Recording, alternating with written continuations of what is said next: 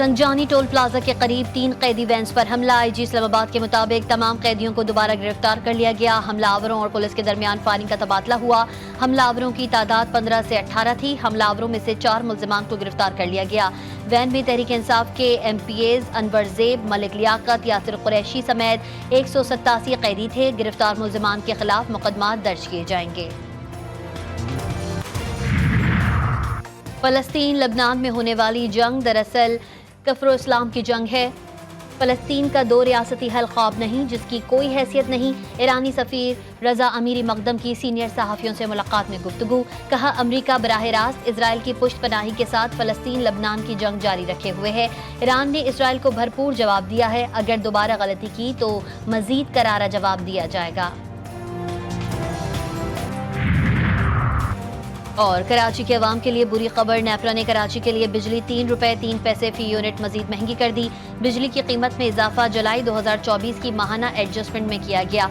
Notification जारी कि electric सार्फिन से इजाफी वसूली दिसंबर 2024 के बिल्स में की जाएगी। पाकिस्तान और इंग्लैंड के दरमियान रावलपिंडी टेस्ट का अहम मार्का जारी। दूसरे दिन का खेल खत्म। पाकिस्तानी टीम 344 रन पर ऑल आउट हो गई। पाकिस्तान को पहली इनिंग में 77 रन की बढ़तरी हासिल हो गई। सऊद शकील ने सबसे ज्यादा 134 रन स्कोर किए। साजिद खान ने धुआंधार 48 रन की इनिंग खेली। इंग्लैंड की दूसरी इनिंग जारी। 3 विकेटों के नुकसान पर 24 रन बना लिए।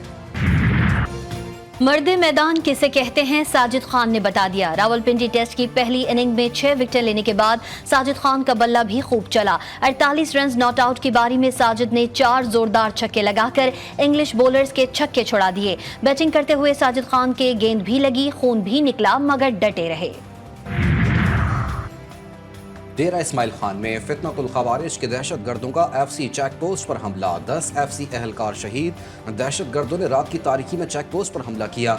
वजारत दाखिला के मुताबिक शहीद FC के 6 जवानों का ताल्लुक जनूबी वजीरिस्तान और 4 का जिला करक से है। वजीर आजम शहबाज शरीफ की शदीद मजम्मत। कहा, दहशत गर्दी के नासूर को जड़ से उखाड़ फेंकने के लिए पुरअज़्म हैं।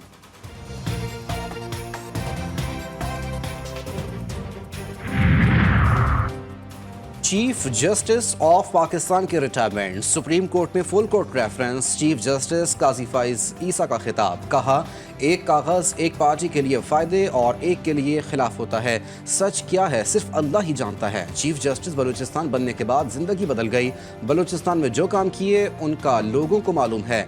कभी कॉज लिस्ट बनाने में दखल नहीं दिया। इंसाफ देना हमारा फ़र्ज़ है। मेरी आज़ादी में कुछ घंटे रह गए हैं।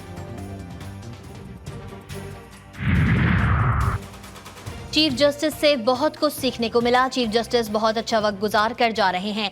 काजी फाइज की कमी महसूस करेंगे। नामजद चीफ जस्टिस याहिया आफरीदी का फुल कोर्ट रेफरेंस से खिताब। कहा, काजी फाइज के साथ बेंच में कई बार इख्तिलाफ किया। चीफ जस्टिस ने हमेशा खुले दिल से मेरा मौक़िफ़ सुना। जस्टिस याहिया आफरीदी कल कमान संभालेंगे। हलफ बर्दारी की तकरीब का शेड्यूल जारी। कल दिन 11 बजे ऐवान सदर में होगी। इंतजामात मुकम्मल। मेहमानों को दावतनामे भिजवा दिए गए। जस्टिस काजी फाइज ने अदलिया पर बैरूनी दबाव नजरअंदाज किया। मदाखलत के खिलाफ दीवार बनने के बजाय उन्होंने दरवाजे खोल दिए। जस्टिस मंसूर अली शाह ने काजी फाइज को चार्जशीट दे डाली। रजिस्ट्रार सुप्रीम कोर्ट को एक और खत।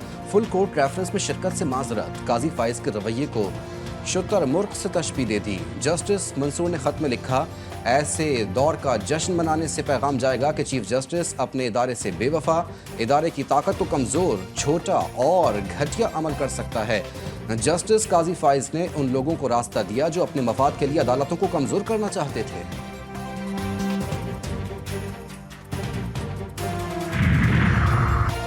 चीफ जस्टिस काजी फाइज ईसा की रिटायरमेंट के हवाले से full court reference. Justice Mansoor Ali Shah, justice Muneeb Akhtar, justice Ayesha Malik, justice Malik Shahzad, justice Athar Minallah और जस्टिस शाहिद वहीद शरीक नहीं हुए। अलविदाई रेफरेंस में 12 मुस्तकिल जज, 2 एडहॉक जजेस और 2 आलम जजेस ने शिरकत की। जस्टिस काजी फाइज को तारीख में अच्छे अल्फाज में याद नहीं रखा जाएगा। साजजादा हामिद रजा ने चीफ जस्टिस काजी फाइज को बदतहजीब शख्स करार दे दिया। आने वाले चीफ जस्टिस के लिए नेक ख्वाहिशात का इजहार। मजीद कहा कि बानी PTI को कैद तन्हाई में रखा गया है। किसी किस्म की डील का सवाल ही पैदा नहीं होता।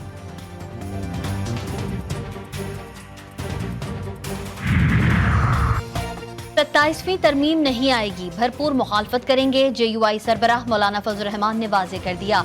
बोले अपोजिशन में हूँ, हुकूमत में जाने का कोई इरादा नहीं।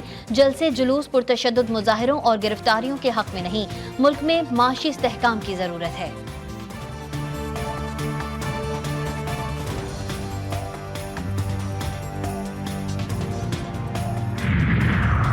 हुकूमत का supreme court practice and procedure act में मजीद तब्दीली करने का इम्कान। कमेटी में 3 के बजाय 5 जजेस शामिल होंगे। जस्टिस अमीनुद्दीन खान और जस्टिस जमाल खान मंदोखेल को शामिल करने का इम्कान है। मौजूदा एक्ट के तहत जजेस की 3 रुकनी कमेटी है, जिसमें चीफ जस्टिस समेत 2 सीनियर मोस्ट जजेस उसका हिस्सा हैं।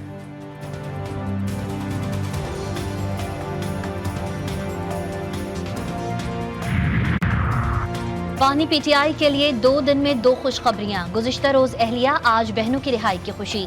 डी चौक एहतजाज केस में अलीमा खान और उज़मा खान की जमानतें मंजूर, वकला ने जमानती मचल के जमा करा दिए। रिहाई की रोककार जारी। बुशरा बीबी वजीर आला हाउस पेशावर में रिहाइश पजीर। मेडिकल टीम आज उनका तफसीली मेडिकल चेकअप करेगी। पार्टी कायदीन से मुलाकातें मुतवक्के।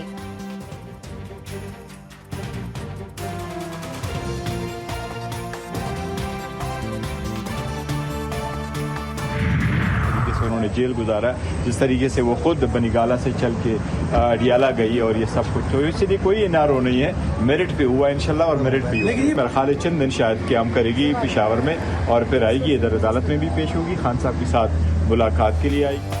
कोई NRO नहीं हुआ, सब मैरिट पर रिहा हुए। बुशरा बीबी पेशावर क्यों गई, इस हवाले से मेरी उनसे मुलाकात नहीं हुई। सुप्रीम कोर्ट लोगों की तवज्जो का मरकज इसलिए नहीं बन रहा कि लोगों को यहाँ से इंसाफ मिला, बल्कि 2 जज अलग अलग कमरे में बैठकर खत लिख रहे थे। काजी साहब अपनी अना की वजह से तवक्कुआत पर पूरा नहीं उतरे। तारीख याद रखेगी। चेयरमैन PTI बैरिस्टर गौहर की मीडिया से गुफ्तगू।